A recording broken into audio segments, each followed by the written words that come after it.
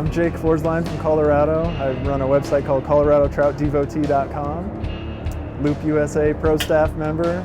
Proud to be. Just love targeting oversized trout and pike and musky.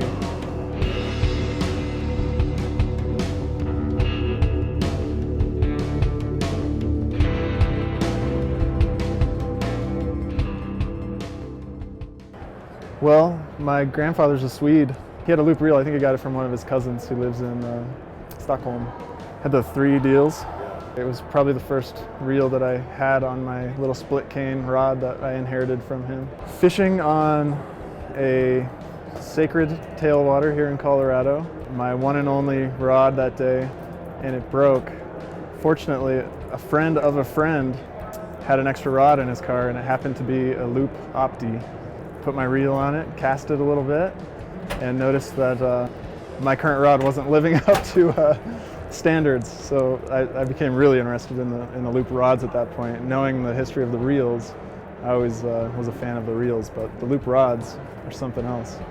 Sort of 2 at the same time, the Cross S1 5-weight and the Evotech 9.5-foot 6-weight. Ridiculous. Just the performance, I feel like you touched that Cross S1 is the very next rod that I cast, and I think if there's one word that you can describe, it's butter. It's throughout the whole process of the cast. You don't feel anything in your hand, there's no weight, there's no tension, there's nothing like jerking forward or backwards.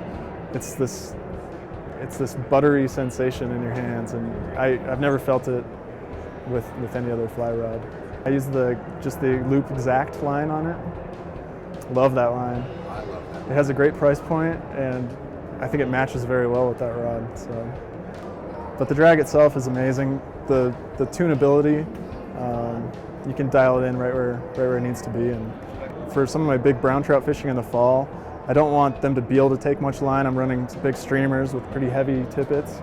I'm not too worried about them breaking off, so you can adjust that window of the drag towards the stiff end. So the whole range of motion starts stiffer and finishes stiffer. And so that's crucial, especially when it comes to those big fall brown trout on streamers. I love that. And then say in the spring when I'm fishing rainbows, topwater or whatever else, nymph rigs, I'll tone it back quite a bit. If I'm in a situation where they can run and I'm not worried about them getting tangled, I'll shift that window towards the lighter side just a bit. And just being able to fine tune a reel like that is priceless.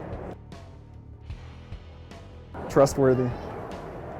I trust it with everything. No matter where I have it set, I know I'm going to be able to sort of subdue those big fish with no problem at all.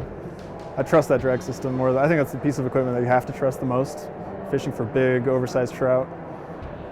It's completely consistent. There's 0 startup time. It's engaged right then. I dare you to pair that with the Cross S1. Talk about a smooth combination.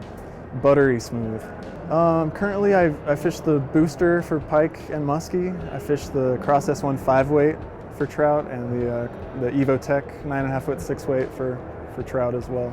I find it hard to believe that they have it priced where it is for the price point. I probably choose the Evotech over that Cross S1. It's probably 50-50 for me.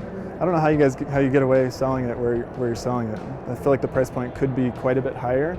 Especially if you're comparing it with other rod manufacturers. Like I fished in the past a lot with different rod manufacturers like or typically I'll pull that out for large brown trout in the fall and oversized jumbo rainbow trout in the spring and through the winter. I fish the Loop Exact line on it as well. I've come to trust that line on both of my trout rods. Tiger muskies. My favorite species on the God's great green earth. Strictly use the Loop Booster, 8-foot 8-inch 9-weight with the Loop Booster floating line on one spool and the intermediate sink on the second spool. Probably 80% of my time is spent with that Loop Booster with the floating line, the booster floating line. Man, I've got some nice pike and musky on that line and that rod and that reel. I have 2 setups. One has a multi-reel on it and one with the Evotech G4 with the colored spools. You guys got to get you some of that. Well, I tie flies that are as big as fish in other people's trophy shots. So the reason I choose the booster for my pike and musky fishing is because the booster has the ability to throw big bugs For those musky flies, some of them are 12 to 15 inches long. What? Yeah, and that booster has no problem turning them over, Really? especially on the booster line. To be stripping that through the water and see 4 feet of mass all of a sudden be tailing it, and it's maintaining a gap of 3 to 4 inches from that fly, no matter how fast you're stripping it, or if you stop it or kill it or change direction, it's right with it, and your heart rate is like off the chart. And all of a sudden, it either decides to eat, or 98% of the time, it decides to just disappear into the depths and you never see it again. And you don't sleep for a week or 2 weeks. I can't stop thinking about the tiger muskie.